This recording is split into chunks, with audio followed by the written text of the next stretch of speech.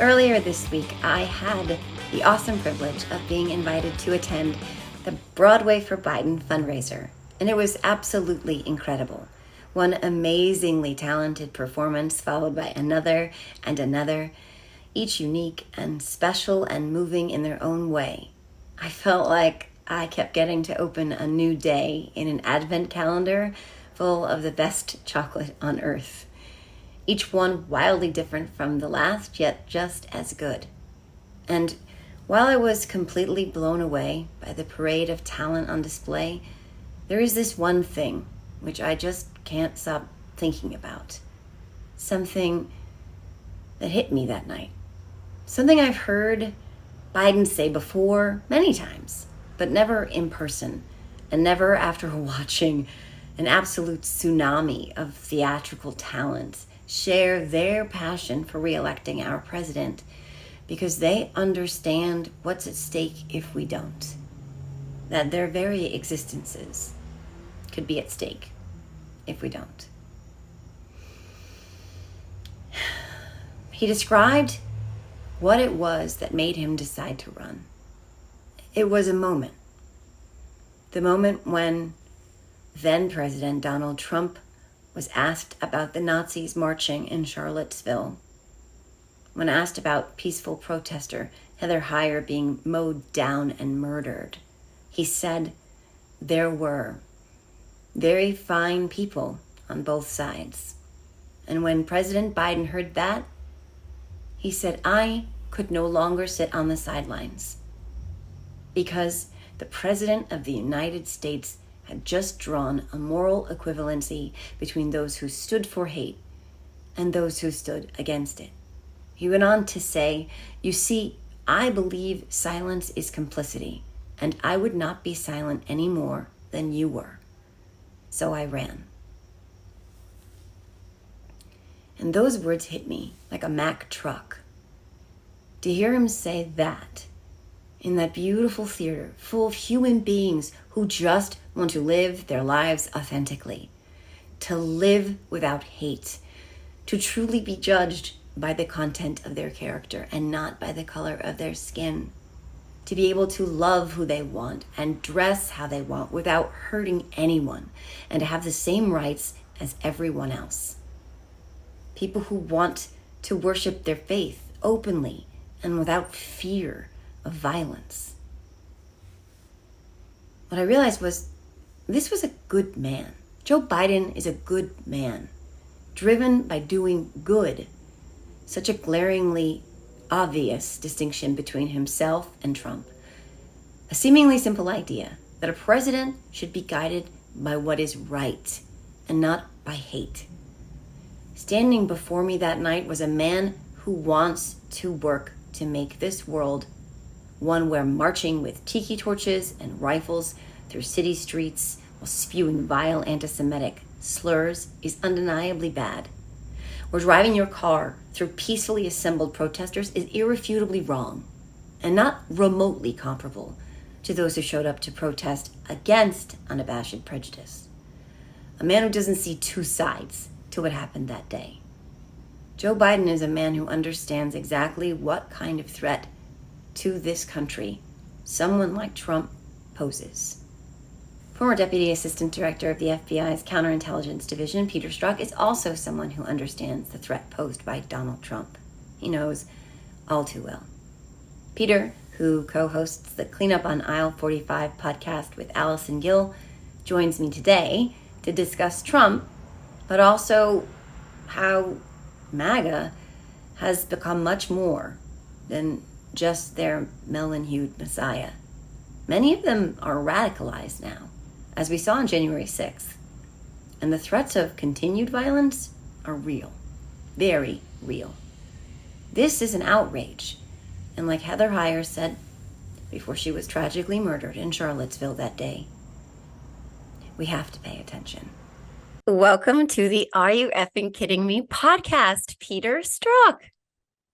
Hey, Joe, how are you? Great to join you here today. Hey, thank you for being here. And I'm so excited to call you Pete because people who call me Joanne, I'm like, oh my God, what did I do wrong? But I've only ever seen you, except like in, TV interviews now, or they call you Pete, but like it was always Peter. Everything was always Peter Strzok.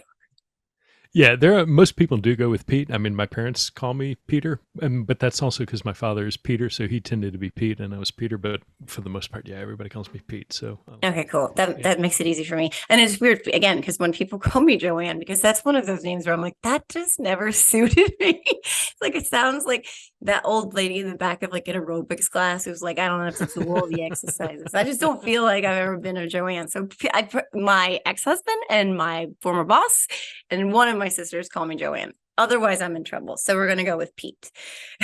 And I'm Joe. So let's jump right into it because I'm watching this shit show of a dumpster fire unfolding in the House of Representatives right now. And it's just, it's pure chaos.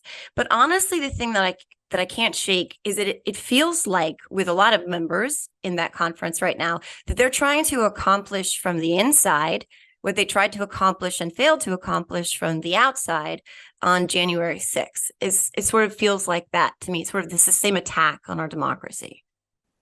Yeah, I don't know how far they're going to get in terms of, the most damaging things they could do in terms of defunding the Department of Justice, trying to defund Jack Smith, trying to, they haven't blocked clearly. We finally got some movement around Tommy Tuberville on the Senate side and getting some of the folks in the senior leaders of DOD confirmed last night.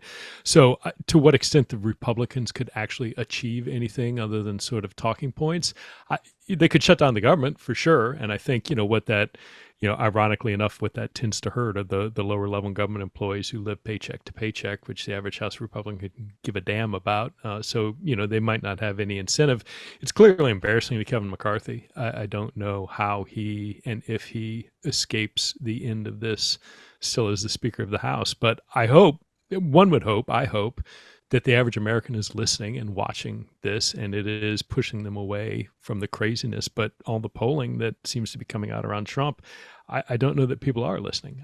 And I'm torn between thinking, how can it possibly be that Trump and all his enablers in Congress continue to enjoy the support that they're enjoying? But I hold on, perhaps stupidly, to just the abysmal failure of all the MAGA, not all, but most of the MAGA candidates in the midterm election, and how Trump's endorsement was the kiss of death for so many. And, is that going to be a repeat in 2024? I sure hope so. I certainly hope this wildly irresponsible, childish, just grind to a halt irresponsibility on the part of, certainly the far, far right resonates with the American public. I hope the Democrats are smart enough to take advantage of that and to highlight the dysfunction, because this is clearly a Republican issue. The Republicans are already saying it's going to be blamed on us. And yeah, because you're the ones that are doing it. But we'll see. And part of the problems, and I'm sure you've talked about this with other guests, I think the media is continuing to fail the American public like they did in 2016 when it comes to Trump, and continuing to try and all the reporting still trying to both sides things and say, well, there's a lot of conflict between, in the House. It's like, well, there's conflict, but it's within the Republican Party. The Democrats aren't doing anything to cause this. And this continual need, I don't know. We'll see how it plays out, but I'm willing to bet we get at least a little bit of a government shutdown. Yeah, so there's two questions that you kind of brought to my mind that I was going to ask you a little bit later about this idea with the media kind of repeating the same mistakes they made in 2015 and 2016. So I've heard you say that before, and it really resonated with me. But I sort of want to sit with for a second what it is that some of the very far right members of the toddler caucus, whatever you want to call them, the crazy caucus, one of the conditions that they're putting forth for shutting down the government essentially is that they want the investigations and all of everything, Jack Smith, like you said, they want it shut down. So they're really running interference for, Donald Trump, who they just want him absolved of his crimes. I mean, it's ridiculous on its face, but it's also, it's terrifying that that's really what they're trying to do in weaponizing our government, so to speak, right? Just to borrow their phrase. And that's what so many of them are doing now. Yeah, and I'm curious to see, how far they actually get this threatened impeachment of Biden, which there clearly is nothing there, and they'll go out and admit it. But again, to the media's point, I know we're jumping ahead to the second point, It's but okay. I was watching Nancy Mace on CNN talking about so CNN is giving her a platform along with all these other people to talk about how like, well, no, we acknowledge we don't have any information, but that's why we have an inquiry to get information, which is bullshit. I mean, Right. that's not the way it works. It's never been the way it works, but nevertheless, you still got time coming up, giving them time to do it. So I think there's a combination of trying to distract from all the things that are going on with Trump. I think there's certainly also an effort to, if you look at legitimate impeachments of Trump, by trying to create this parallel BS illegitimate process for people not like you and me and your listeners who sort of probably follow this on a much more routine basis. If you tune in only occasionally in the national news, it does have the effect of saying of like diluting what an impeachment is and what Right. it should be. And it just, for an average person who maybe doesn't follow along that closely, it suddenly becomes something like, well, impeachments are just a political thing. They don't really matter. Every side does it to each other. And by creating a BS narrative around Biden, it lessens the potential, the appearance of, and the fact of the severity of Trump's behavior and what his impeachments were about. So, it's a very cynical, for a number of reasons, play to simply, it degrades the entire sort of well-functioning process of our government, the way that people interact and view it. And we've moved away from not only certainly what we were all taught in civics, when we were in high school or, following courses in college, but it just, the whole process is nothing what I think we've ever seen in our lifetimes. And I'm sure others, 40 years ago, 100 years ago, people said the same thing, but I don't think we've seen anything like this in our nation's history. Yeah, no, I don't think so either. And I know that it can sound like hyperbolic to say that, this is one of the most challenging times for our democracy that we've ever faced. But I honestly do feel like that. And I mean, I'm not that old, but I'm 49. Ugh. And so in my lifetime, and I grew up surrounded by government. My dad he worked for the Department of Defense. Like we had these conversations a lot, and feels like it's certainly jumped the shark. But I mean, back to your point about the media and their role in all of this. So it's obvious that, MAGA wants to do the distractions and all the circus stuff and the Benghazi Palooza 24/7, all their different committee hearings that are just performative, et cetera, et cetera. But the media is doing what they did, like you said, in 2015 and 16, and they're feeding into it. Like, I was so mad yesterday because I have one of those Alexa devices that has a video screen. And one of the things that popped up as a headline was, are impeachments the new normal? And I was like, that is the dumbest headline I've ever heard. And so I clicked on it, and then I was like, wait a minute, this is MSNBC. And then I went to search, and it was just headline after headline after headline from reputable news organizations who were quoting, scholars and constitutional experts and framing it as if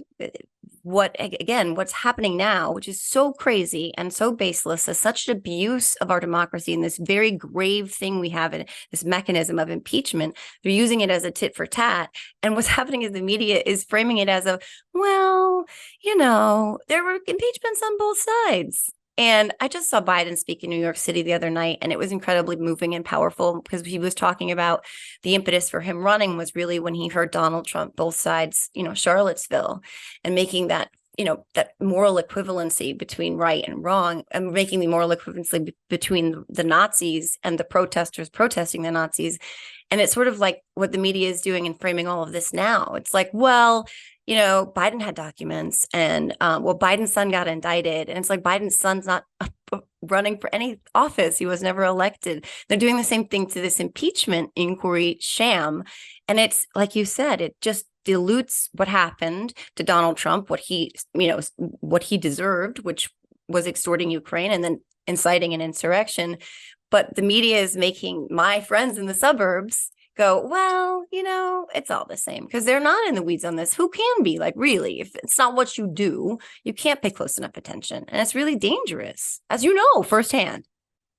Yeah, absolutely. And I don't know what the solution is, right? Because on the one hand, you might say, well, Trump is all politicians exaggerate, right? They take a little credit more than maybe they deserve. Right. They, expound a little bit too far on what they've accomplished or what they believe. But Trump just flat out outright lies. And I was, this NBC interview he gave, he's talking about the issue of abortion and trying to present himself as, somebody who provides an appeal to both sides of the aisle. It's like, no, he absolutely does not. He has taken credit for Dobbs. He has taken credit for rolling back Roe v. Wade. He's taken credit repeatedly over multiple Supreme Court additions that have served to roll back reproductive rights. There is no appeal to both sides when it comes to Donald Trump on the issue of abortion, but yet he can sit down on NBC and throw that out there with very little challenge. And after the fact, they say, well, we put up a website that, fact checks all of his statements. Nobody reads that. Are you fucking kidding me? Nobody's going to go and sit there after listening to that on Sunday morning or whenever they broadcast it, log on to NBC, go find and scroll through and start reading where they utterly rebut false statement after false statement. And it's not little things, right? I mean, this isn't an Al Gore, I invented the internet, where he actually had some role at the beginning of the funding for it, where it's like, these are just outright, the sky is fucking purple and the grass is pink. It just, they're utter lies. And so I don't know, is the solution, because I don't think you'll ever get the media to sit there simply and say, Donald Trump is a recurrent liar. He says things that are provably false, and he does it repeatedly. They aren't, and particularly, anybody who is trying to seek the middle, whatever that is, CNN trying to gain, that 30% of the listenership that they think they can siphon off from Fox or the NBC and ABC and CBS. I don't know what the right answer is, because I think there is and I think they know, I think in general, most journalists tend to be, compared to the general American population, have a higher level of education. I think most journalists, compared to the average American population, tend to be more liberal in their perspective. And I think that gives a great deal of sort of self-awareness and concern that they bend over too far to appear objective. And to your point, I don't think people realize how close we are to really awful, horrible, undemocratic things happening. And I think, we all put on our rose-colored glasses, and everybody forgets the first Trump administration and says, well, we look back now, it survived. And, look at the court systems. They saved us. And Jack Smith is still going. And look at all these people who were prosecuted for January 6th and see it all worked. And I think that ignores the fact that if you go back in time to December and January of 2020 and 2021, I mean, democracy was like dead on I've used this analogy before, dead on the operating room table in the ER. Doesn't have a pulse, no respiration. And by the grace of God, we're able to get people in there to like restore the heartbeat, get democracy breathing again. But it's not like, we got bumped and bruised a little bit, but we're fine. It was like, no, we're on the edge of chaos and absolute, a descent into authoritarianism. And people telling Trump, Mike Flynn and Sidney Powell and Patrick Byrne saying, bring in the military and seize all the voting machines. And Jeffrey fucking Clark saying, when he's told, oh, hey, we might have rioting on the streets in every major city in America, saying, well, that's why we have the Insurrection Act. That stumpy little fucking, underpants wearing, driveway standing potential attorney general saying in response, and it's just like in an offhanded manner, right? We might have riots in New York and Chicago and LA and Atlanta and Boston and everywhere else, and this guy who would be attorney general saying, well, that's why we got the military, shoot them all up. And that's where we were. Yeah. I mean, that's right where we'll be if Trump is reelected, because there's not that whole first team, all the, adults who many of them I don't think much of to begin with, but, all the people from Rex Tillerson to John Kelly to Kirsten Nielsen to the people who like functioned as adults to check his bad behavior, nobody like that's coming back. And so you're going to get people like Mike Flynn and Jeff Clark and Kash Patel and Rudy and all these, that's going to be your first team. That's what you're starting with. And God help us. Stephen Miller, Steve Bannon. Right. Yeah, I mean, I was talking to Miles Taylor. I told you that before we started the recording. And one of the reasons I think I talked to him so long was because, one of the things we talked about was that there were a few sort of gatekeepers ish, you know, especially in the beginning. And that unbelievably, even though what we saw was insane, that some of his worst impulses were actually checked, that they were able to somehow convince him not to bus migrants like obviously Abbott and DeSantis have done, to sort of just be like, oh, we don't care about that. But they were able to somehow talk him off of some ledges, at least. Like you said, those people are gone. More than that, a second term would embolden him even more, that like he wouldn't give a shit. He would literally do anything, everything he ever even thought about, he would do. And then there's all the things he never thought about that would be completely unchecked. And it would look so much worse than we could probably even fathom. It's really, I mean, I believe we would be looking at the end of, you know, democracy, democratic voting. He would just installing other Trump spawn in his place if he ever expires. Like, come on, please. Like, was he Keith Richards? Yeah, I mean, it truly must be a deal with the devil, because I don't know how anybody has, like, you know, a hamburger every day from McDonald's with a bucket of KFC and, you know, morbidly obese. Well, I'm sorry, 6'3", 250 pounds, right? He's weighing in at a spell. No, I don't know. And then again, you know, just a side note, how going back to the media's infatuation with Joe Biden, and is he too old, and this is a concern for Democratic voters. It's like, I'm sorry, Trump is how many years younger than him? 3, 4? Three. Let's envision, you know, oh, Joe Biden fell off a bike. Well, okay, let's try to envision Donald Trump on a bike. Just take a moment. Try to envision him on a fucking tricycle, but let alone a bicycle. But we're going to worry about Joe Biden, and Joe Biden's issue is his health and his age. Donald Trump somehow gets a pass. Is that, but setting that aside, I think you're right. I mean, two things that I think would be different the next administration is next Trump administration. The first time around, I don't think they expected to win, first of all. No.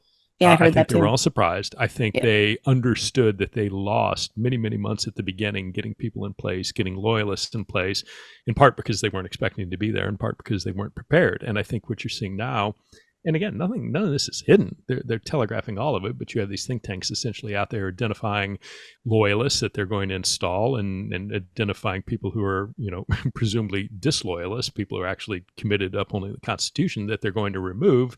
So that's one thing. And they're already planning, right? They have lists of people that they want to put in. Presumably they have lists of people that they want to get rid of.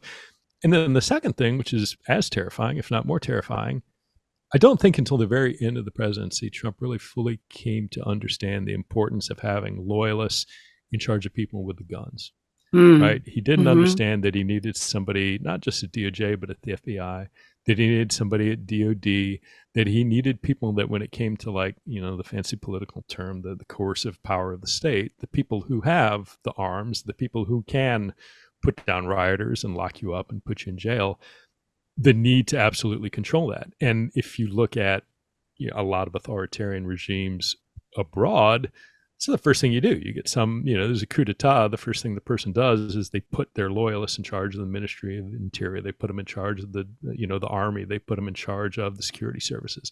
That's if you're going to have and maintain non-democratic power, those are some of the essential things that you've got to do. And I think Trump didn't understand that the first time around. He sure understands it now. And that's why I'm really worried that first thing I'm looking for is if and when there is a re-election, beyond, you know, getting over the, you know, trying to sober up, but who he names for those people at the FBI, at DOD, at DHS, in the national security apparatus, because that's where you can do truly the most harm. It's interesting because it makes me think of when he was first elected, and I want to get back to that too a little bit, because I have some other questions related to that. But I have a lot of family that was active military, both Army, Air Force. My brother was Marine, all of it, and 2 members of my family voted for Trump because he was better than the butter emails lady, which is a whole other conversation too. They sort of held their noses, and it wasn't their type, but, you know, it was better than the alternative. And what was explained to me by them at the time, because I was clearly very upset, knowing me, you cannot imagine. I mean, you don't have to think too hard about how upset I was about his election. And what my family member said to me was, don't worry, Joanne, don't worry. The generals will be there. They will check him. They'll check his worst impulses. The generals are seasoned, and, they know what they're doing, and they'll be able to help him grow into the office. And, they have that kind of leadership. And obviously looking back on that now, and his track record of disparaging basically every member of the military who ever served in his administration in any capacity. And the story is breaking today about some of the other things he said about the military, one of which was recounted by Mark Milley related to a very, very injured soldier, which I don't know if you saw that, but like that really triggers me. And I never served, but yeah, it's they didn't check his worst impulses. He basically, as soon as they left, because they couldn't do it anymore, he'd try to destroy their reputations. I mean, like you said, if those people were even gone, there's no checks on him at all. Yeah, and I don't know how much. I am glad on the one hand, the things that, and I think it's coinciding with, Milley talking or having a book maybe coming out. And I saw the thing about, Trump, and it was a disabled vet who I think sang or performed at the White House, and Trump apparently telling him, look, I don't want to see wounded people around here. Make sure he never shows up again. I mean, it's consistent with Trump not wanting to go to, the D-Day cemetery when it was over, with all the Western European leaders. And it's consistent with, I think, the New Republic perhaps had, or the Atlantic, I think, had reporting where Trump essentially said, it's the suckers and the losers who end up, in the military. And going back to all the stuff he, talking about John McCain, he was a loser for being captured. But it's just horrific stuff. On the one hand, I'm glad that Milley and presumably other senior officers could and did serve as a check and might serve as a check in the future. But that's also that's not their constitutional job, right? I mean, yes, they've taken an oath to support and defend the Constitution, but at the end of the day, the president is the commander in chief, and you shouldn't have senior military officials countermanding or working against the interests of the president of the United States because the president of the United States happens to be an irresponsible 5-year-old child. That isn't glad it's protecting the United States, but I don't want to be in a system or in a democracy where senior uniformed general officers or reassuring the Speaker of the House, or reassuring allies, or reassuring hostile nations that don't worry, we've got this under control. We're not going to allow him to start World War III with 2 weeks left in office. That's not the way our system is supposed to work. Right? I'm glad it did, but that's not. I don't. At the end of the day, I don't want senior officers kind of taking on that added role and authority, because that should be the president's. And up until the 45th president of the United States, it was, and there wasn't really a concern about that. And then I do, at some point, the military does a very good job of sort of educating and emphasizing the civil military split, and the chain of command ultimately goes up to the civil side. But I do worry when looking at things like, Trump's pardon of Eddie Gallagher, who was, a Navy SEAL who was convicted of a variety of really horrific crimes that Trump pardoned as part of this, I'm, telling police officers to rough them up a little bit, when you arrest somebody, maybe bang them into the squad car before you get them in the back, and encouraging sort of lawless behavior. I do worry about Trump's appeal and encouragement of elements of our military, elements of our law enforcement, both of which I was a member of. I think it appeals to their baser instincts in a way that is really corrosive. And you saw Chuck Rosenberg, who essentially resigned. He was the administrator of the DEA, and following Trump's statement about go ahead and rough them up a little bit before you put them in the squad car. And Chuck wrote an all-employee email, and I don't know what else, saying no. We have one standard. We have the law. I expect you to uphold it, and we behave in a professional way, in a lawful way, and ultimately quit rather than be part of that. So I don't, again, the impact of what Trump does, and it bothers me every time he seems to be going to campaign stops. Inevitably on the way out of town, he'll sit in front of the Trump jet with all the police officers who care to join him. And I don't know that they all realize they're being used as a prop. One, because it's a campaign photo, it helps with fundraising, but it also sends a sort of tacit message to everybody. Hey, I've got the muscle behind me, right? Look at all these Look at all these law enforcement officers. They're behind Trump. They support Trump. Would you ever see a photo like that with Hillary Clinton or Barack Obama? Doubt it. Highly doubt it. And It, yet, Trump, you've got that stop after stop after right. stop. Right. And the hypocrisy of it is so astounding to me, because what we saw on January 6th was this idea that they say they back the blue, right? But they're beating the Capitol police officers, some of which I've gotten to know now, and obviously incredible people, beating them with their own shields. I mean, Fanon had a heart attack.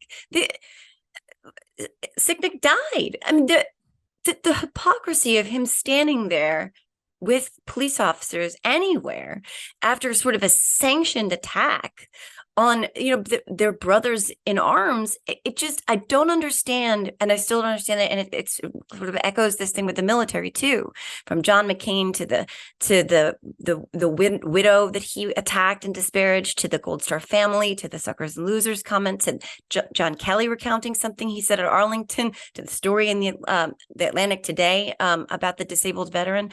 Like, I don't understand that either. I don't understand where the disconnect is for police officers, law enforcement, and for military, where he can be this overt person who's doing the opposite of what he says, and then they'll stand with him and support him. I just can't make sense of that. My brain doesn't understand it.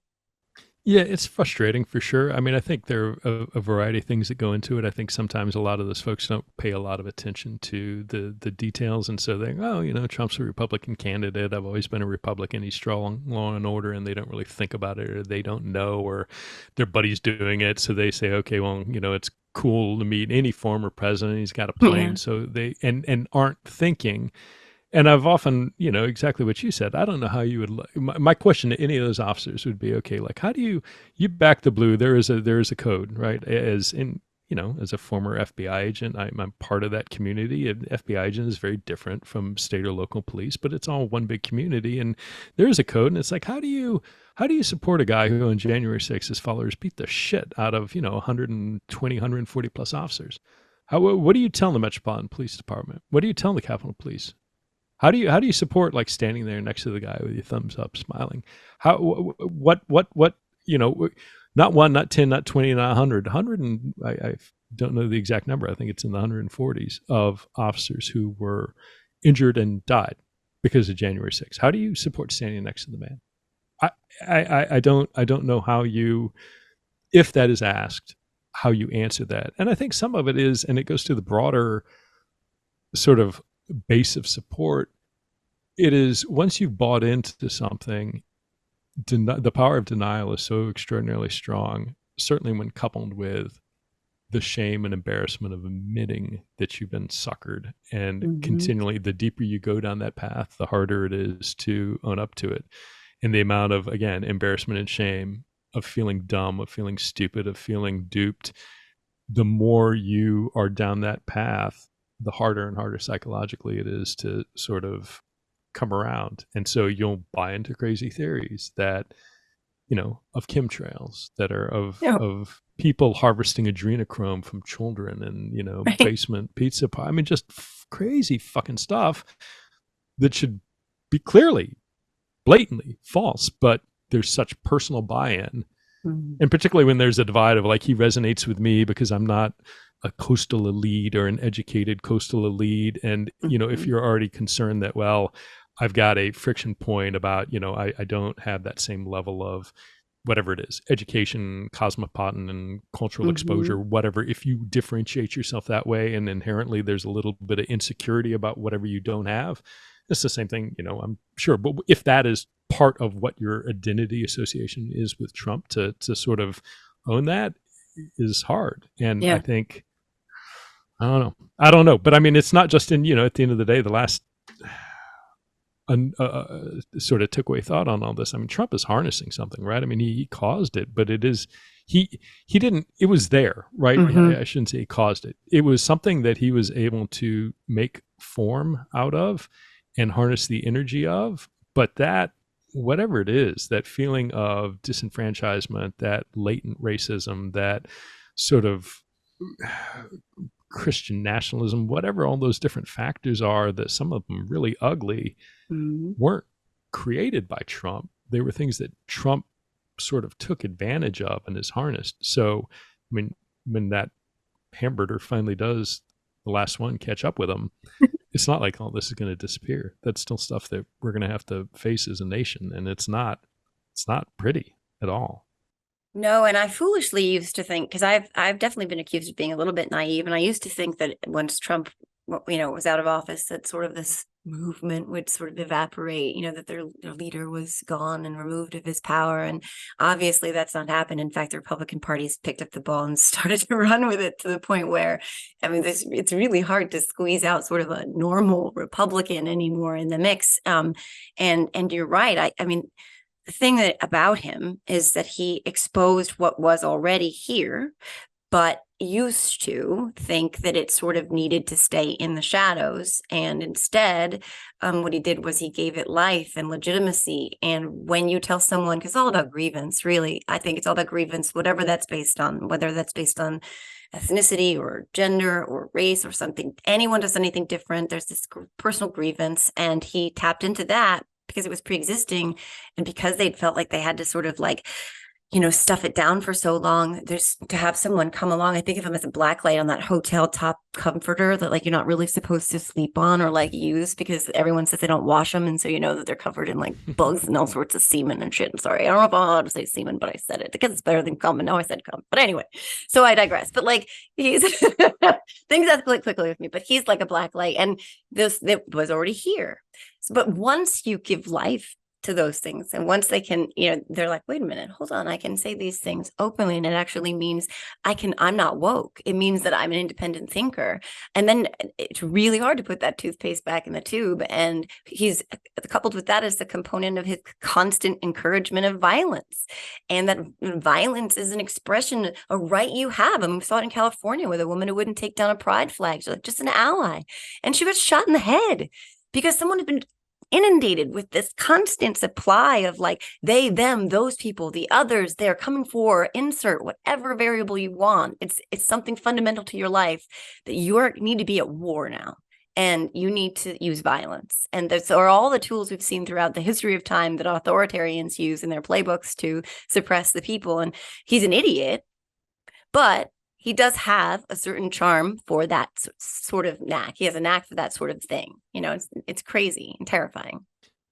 Yeah, and it's going to be really hard to de-escalate it. And I think particularly if he doesn't, if he's elected, God help us all, but if he's not elected, all these people who have been encouraged and told that their beliefs are legitimate, that these horrific, particularly the whether it's sexist or anti-Semitic or racist or whatever the inappropriate, horrible grievance is, that somehow he has told folks that is a legitimate feeling. It's not, and it's not just the authoritarian fascist aspects of it. If you look at, we've got now 20 plus years of fighting radical Islamic terrorism. And when you look at what radicalizes people, if you look at, leaders like Anwar al-Awlaki or even Osama bin Laden, the things that they were able to do to speak to followers, to encourage violence, to identify those things and radicalize people such that, they would go from peace, kind, mainstream Islam to find these tendencies and radicalize folks to the point where they're engaging in violence. It's the same thing. You have now faith leaders, you have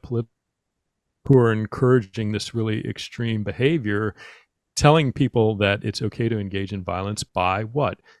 Dehumanizing the opposition, by blaming everything and every wrong on the opposition, by saying that the opposition isn't just of a difference of opinion, but that they're evil and that they're bad. And it's the same. You look at and not just Trump, but look at all, the Marxist, communists, the horrible people who are destroying our country. It is all their fault. I am your retribution. Yeah. It's the same. If you look at the techniques that were used by the radical Islamists to generate extremist action, it's the same in many cases sort of behavior that's going on by Trump and other members of Trump supporters, and it's going to have the same impact, and it is. It already has, right? You had that again, that the poor woman who was so audacious as to display a pride flag. It goes to the people who are attacking an FBI field office. It goes to some woman out in Texas, right, who was apparently had a huge set of threats about coming to get Judge Chutkan in D.C.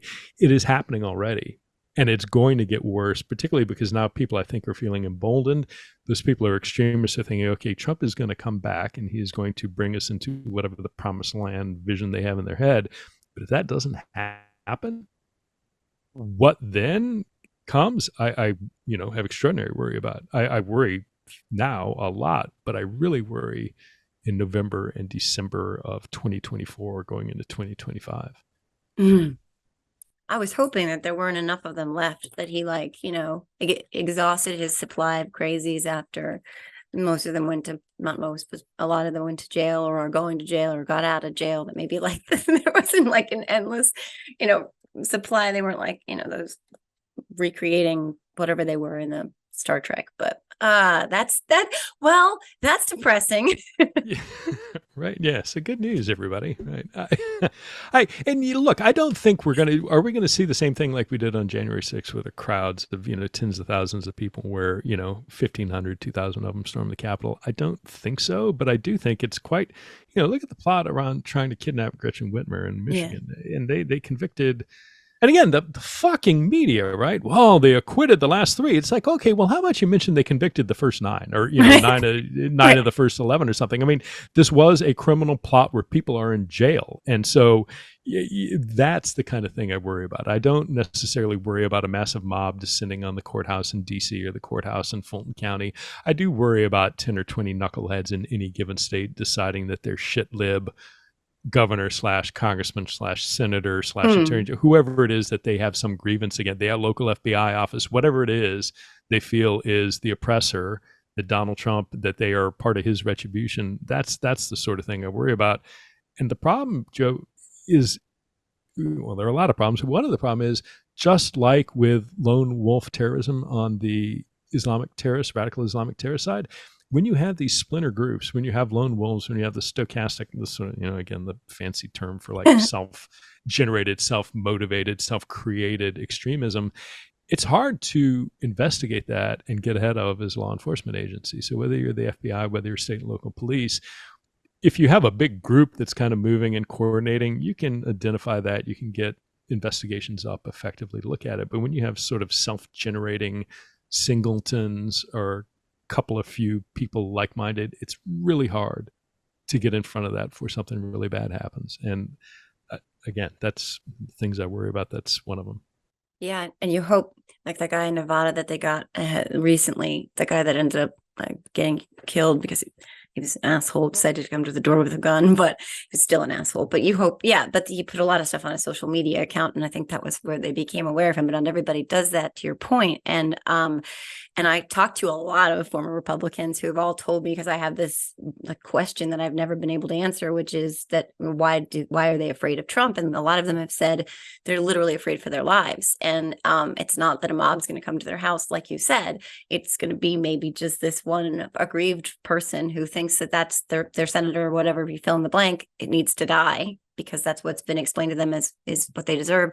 And as a human being who just tweets, I tweet and talk, and I have podcasts. That's what I do. I've never run for anything. I would never run for anything. I've gotten death threats. I had someone call me the day Paul Pelosi was attacked and say they were on their way to my house, described the description of my house, and told me that I was going to be Paul Pelosi next.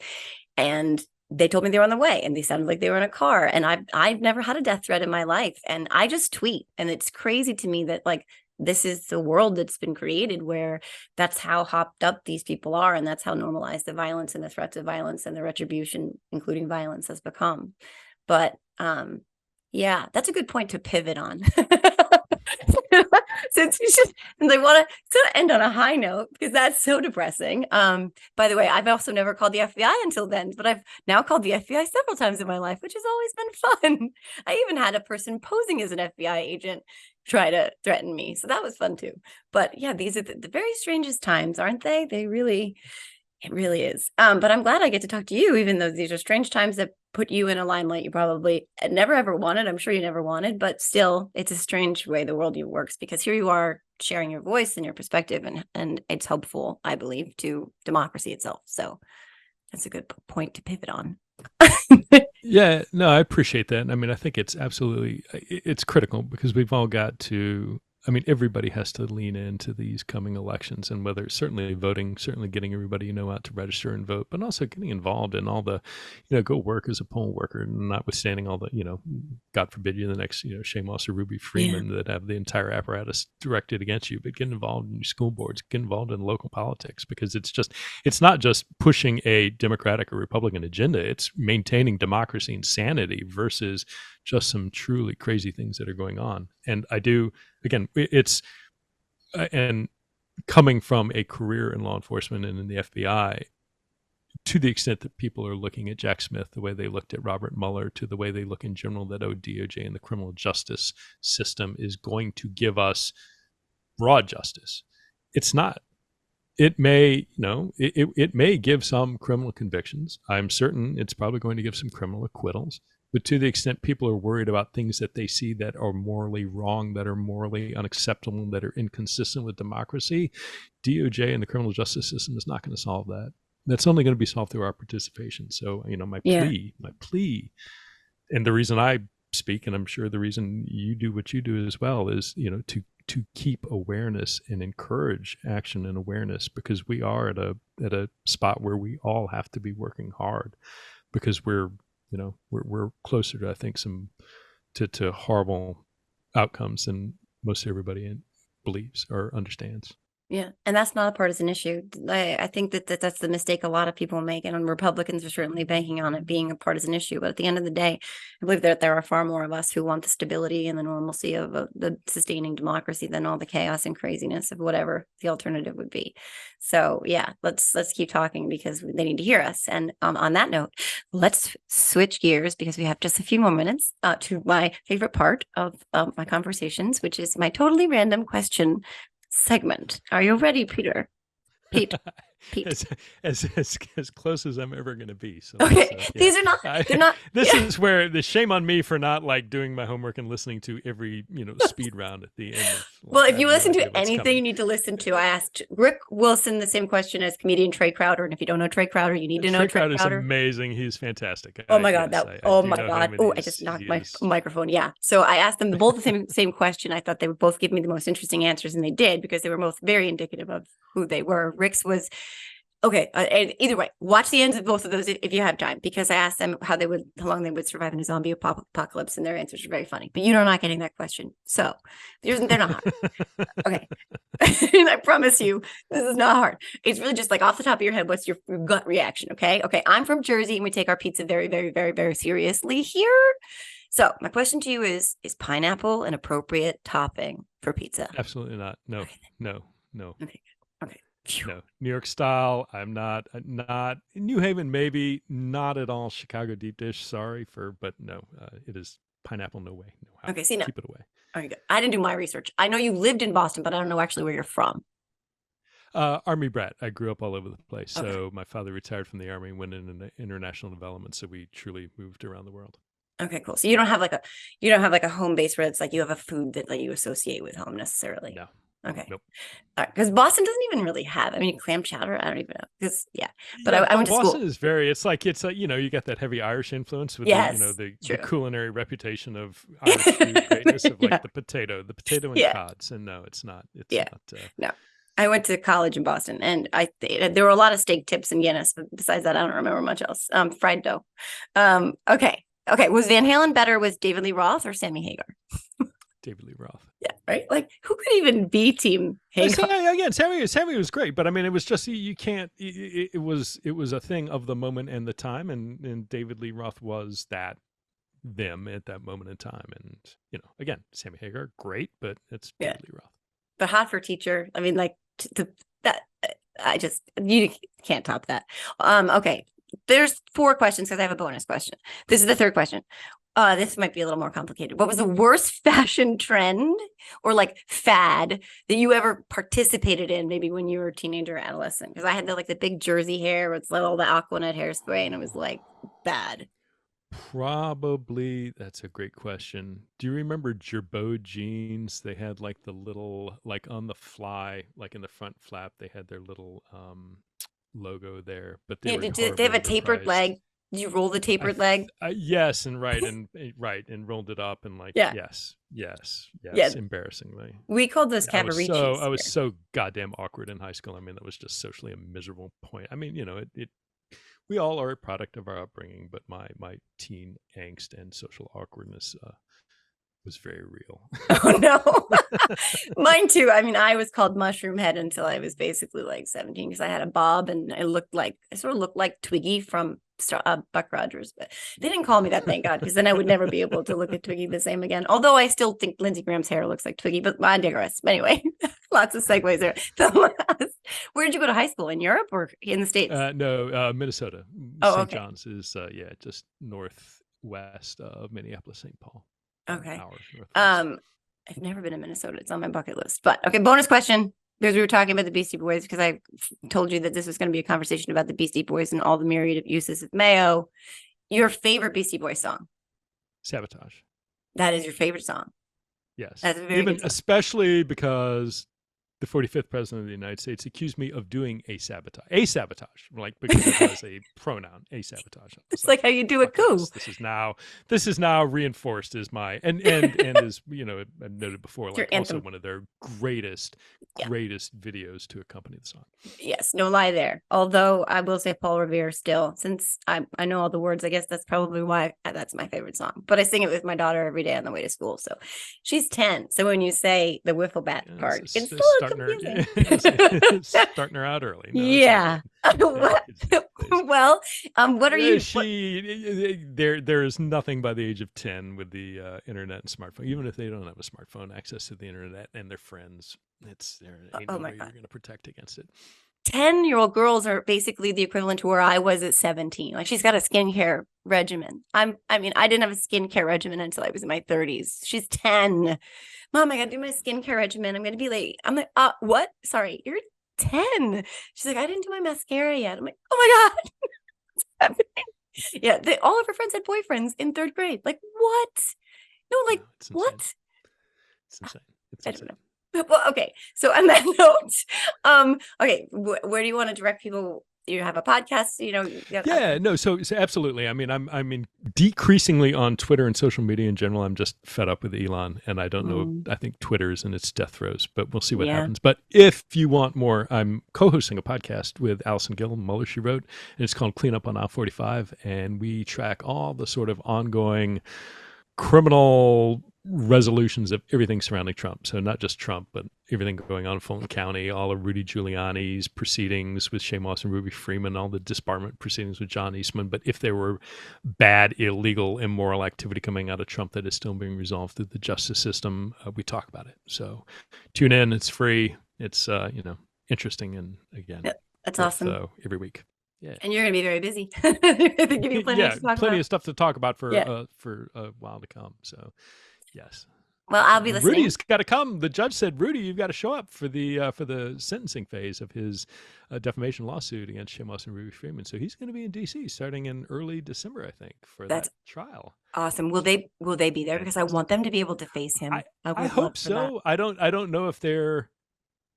I don't know if the wording was certainly that the parties, including Rudy, had to be there. I don't know if it extends to them. It may, but I hope they do. I hope they have the ability to face him in court, and we'll see where Rudy's money ends up drying up, but can't be much of it left.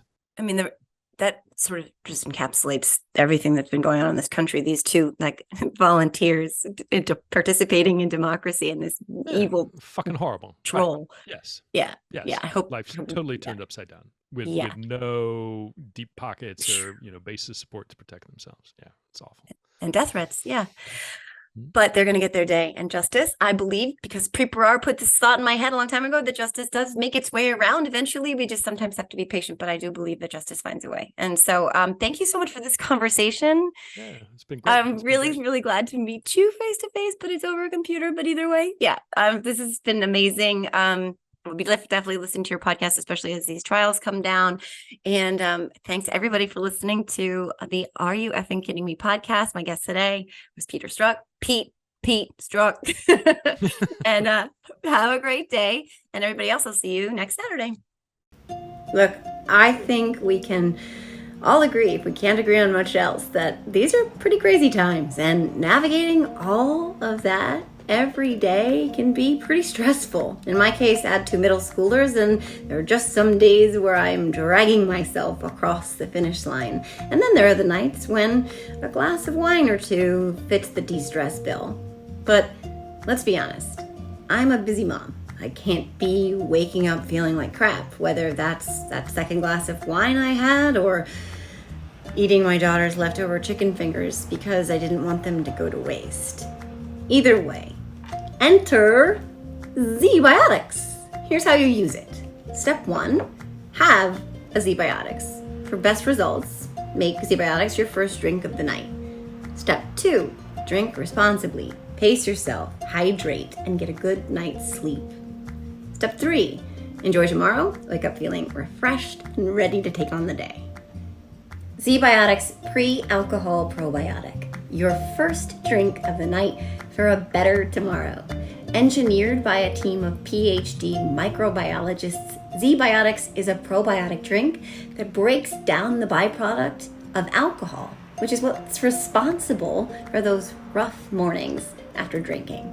So go to zbiotics.com/politicalvoices or scan the QR code on the screen right now to get 15% off your first order when you use Political Voices at checkout. Again, go to zbiotics.com/politicalvoices or scan the QR code on the screen right now.